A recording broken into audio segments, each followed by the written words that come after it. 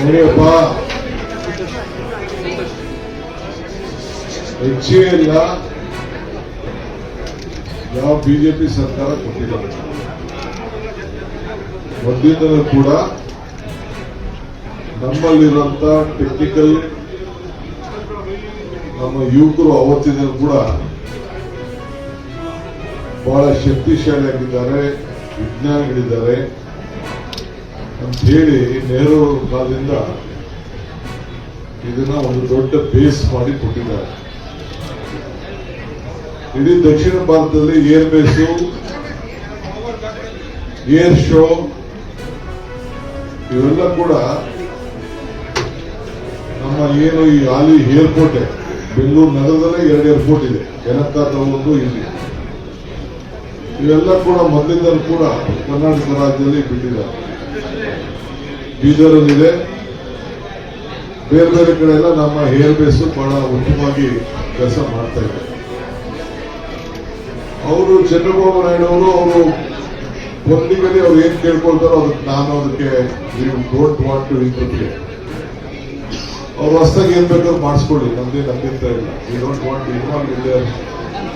ಬೇರೆ ಪಕ್ಕದ ರಾಜ್ಯಕ್ಕೆ ಏನೋ ಆಗಬಾರ್ದು ಅಂತ ಹೇಳಿ ನಮ್ಗೇನು ಆಸೆ ಏನಿಲ್ಲ, ನಮ್ಗೇನು ಅದಕ್ಕೆ ಯೋಚನೆ ಮಾಡಂಗಿಲ್ಲ. ನಮ್ಮ ರಾಜ್ಯದ ಆಸ್ತಿ ಏನಿದೆ, ನಮ್ಮ ರಾಜ್ಯದಲ್ಲಿ ಮೊದಲಿಂದ ಕೂಡ ಏನಿದೆ ಅದನ್ನ ನಮ್ಮ ಸರ್ಕಾರ at any cost of time, ಇದು ನಮ್ಮ ಸ್ವಾಭಿಮಾನ, ನಮ್ಮ ಆಸ್ತಿ, ನಮ್ಮ ನವರತ್ನಗಳು, ನಮ್ಮ ಹಕ್ಕು, ನಾವು ಅದನ್ನ ಉಳಿಸ್ಕೊಳ್ಬೇಕು. ನಮ್ಮ ಎಂಪಿಗಳು ಸುಮ್ಮನೆ ಕೂತಿದಾರ, ಇನ್ನ ಯಾರು ಮಾತಾಡ್ತಾರೆ, ಸೆಂಟ್ರಲ್ ಮಿನಿಸ್ಟರ್ ಯಾರು ಮಾತಾಡ್ತಾರೆ. ಇವತ್ತು ಸಾಯಂಕಾಲ ಒಳಗಡೆ ಸೆಂಟ್ರಲ್ ಮಿನಿಸ್ಟರ್ ಎಲ್ಲ ಇದ್ರ ಬಗ್ಗೆ ಎಂಪಿಗಳ ಬಗ್ಗೆ ಎಲ್ಲ ಮಾತಾಡಬೇಕು. ಬಟ್ ಕರ್ನಾಟಕ, ನಾವು ನಮ್ಮ ರಾಜ್ಯದ ಪ್ರತಿಯೊಂದು ಯಾವುದೇ ನವರತ್ನ ಕಂಪನಿ ಇರ್ಬೋದು, ಬಟ್ ಯಾವುದೇ ಕಂಪನಿ ಅದನ್ನು ಯಾವ ಕಾರಣಕ್ಕೂ ನಾವು ಬಿಟ್ಕೊಡುವಂತ ಪ್ರಶ್ನೆ ಇಲ್ಲ. ನಾವು ಉಳಿಸ್ಕೊಳ್ತೀವಿ, ರಕ್ಷಣೆ ಮಾಡ್ತೀವಿ. ನಾನು ಆಮೇಲೆ ಮುಂದಕ್ಕೆ ಅದ್ರ ಬಗ್ಗೆ ನಾನು ಮಾತಾಡ್ತೀನಿ.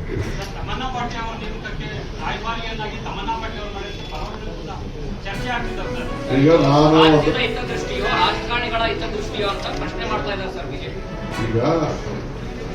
ನಾನಿನ್ನ ಅದನ್ನ ನಮ್ಮ ಚೀಫ್ ಮಿನಿಸ್ಟರ್ ಹತ್ರ, ನಮ್ಮ ಇಂಡಸ್ಟ್ರೀಸ್ ಮಿನಿಸ್ಟರ್ ಹತ್ರ ನಾನು ಮಾತಾಡಿಲ್ಲ. I speak to them and ನಾವು ಮಾತಾಡ್ತೀವಿ. ಹಿಂದೆ ಇದೇ ವಿಚಾರ ಬಂದಿತ್ತು, ಯಾವಾಗ ಬಲ್ಬ್ ವಿಚಾರ. ನಾವು ನಮ್ಮ ಪುನೀತು ಮತ್ತು ರಮ್ಯಾರವ್ರನ್ನ ಲೈಬ್ರರಿ ಮಾಡಿ ಮೈಸೂರಿನಲ್ಲಿ ನಾವು ಮಾಡಿದ್ದು. ಈಗ ಕುಂಬ್ಳೆಯವ್ರನ್ನ ನಾನು ಇವತ್ತು ಕೂಡ ಕುಂಬ್ಳೆಯವ್ರಿಗೆ ನನ್ನ ಫಾರೆಸ್ಟ್ ವಿಚಾರದಲ್ಲಿ ನಾನು ನಮ್ಮ ಫಾರೆಸ್ಟ್ ಮಿನಿಸ್ಟರ್ ಮಾತಾಡಿದ್ದೀವಿ. ಅವ್ರನ್ನ ಇದಕ್ಕೆ ರಾಯಭಾರಿಯಾಗಿ ನಮ್ಮ ನವೀನ್ ಕುಂಬ್ಳೆ ಅವರಿಗೆ ನಾವು ರಿಕ್ವೆಸ್ಟ್ ಮಾಡಿದ್ವಿ. ಅವರು ಒಪ್ಕೊಂಡಿದ್ದಾರೆ. ಇದನ್ನು ನಾನಿನ್ನ ಮಾತಾಡಿಲ್ಲ, ಮಾತಾಡ್ಬಿಟ್ಟು ತಮ್ಮನ್ನ ತಿಳಿಸ್ತೀನಿ.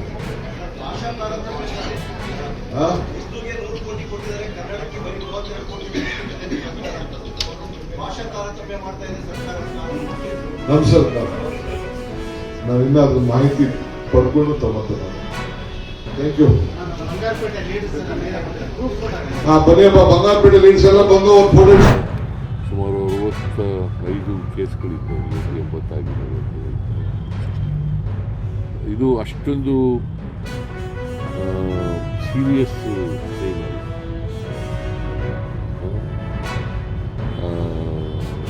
ಬಟ್ ಆದರೂ ಮುನ್ನೆಚ್ಚರಿಕೆಯಿಂದ ಇರಬೇಕಾಗ್ತದೆ. ಮತ್ತು ಮಕ್ಕಳಿಗೆ ಇನ್ನೊಂದು ಹೇಳಿದ್ದೀವಿ, ಯಾರಿಗೆ ನೆಗಡಿ ಬರ್ತದೆ, ಕೆಮ್ಮು ಬರ್ತದೆ, ಜ್ವರ ಬರ್ತದೆ, ಅವ್ರು ಯಾರು ಶಾಲೆಗೆ ಕಳಿಸ್ಬೇಡಿ ಅಂತ.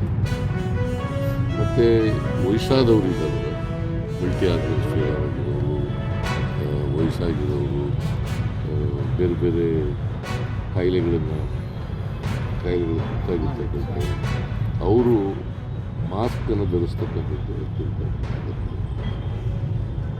ನೀವು ಕೂಡ ಮಾಸ್ಕ್ ಧರಿಸಿ ಸರ್. ಮಾಸ್ಕ್ ಕಡ್ಡಾಯ ಮಾಡುವಂಥದ್ದು ವ್ಯಾಕ್ಸಿನ್ ಹತ್ತಿರದಲ್ಲಿ ಚರ್ಚೆ ಆಗಲಿಲ್ಲ ಸರ್? ನಾವು ವ್ಯಾಕ್ಸಿನ್ ಎಲ್ಲ ರೆಡಿ ಮಾಡ್ತೀವಿ. ವ್ಯಾಕ್ಸಿನು ಸಿಕ್ಕಿದ್ರೆ ತೆಗೆದು ಇಟ್ಕೊಳ್ಳಿ ಅಂತ ಹೇಳಿದ್ದೀವಿ. ಮಾಸ್ಕು ಕಡ್ಡಾಯ ಮಾಡಿ ಅಂತ ಹೇಳಿಲ್ಲ. ಯಾರಿಗೆ ವಯಸ್ಸಾಗಿರೋರಿದ್ದಾರೆ, ಯಾರು ಕಾಯಿಲೆಗಳಿಂದ ನರಳ್ತಾ ಇದ್ದಾರೆ, ಯಾರು ಕಿಡ್ನಿ ಡಿಸೀಸ್ಗಳು ನರಳ್ತಾ ಇದ್ದಾರೆ, ಹಾರ್ಟ್ ಡಿಸೀಸ್ಗಳಿಂದ ಅವರೆಲ್ಲ ಹಾಕೊಳ್ಳಿ. ಸರ್ ವಿದೇಶ ಪ್ರಯಾಣ ಮಾಡಿದವರು ಅವರು ಸ್ವಲ್ಪ ನಿಗಾ ಇಡಬೇಕು ಅಂತ. ಆ? ವಿದೇಶ ಪ್ರಯಾಣ ಏರ್ಪೋರ್ಟ್ನಲ್ಲಿ ಏನಾದರೂ ಟೆಸ್ಟಿಂಗ್ ಸ್ಟಾರ್ಟ್ ಮಾಡೋದು? ಇನ್ನೂ ಮಾಡಿಲ್ಲ, ಕೇಂದ್ರ ಸರ್ಕಾರದಿಂದ ಏನು ಬಂದಿಲ್ಲ ನಮಗೆ. ಬಟ್ ಎಚ್ಚರಿಕೆಯಿಂದ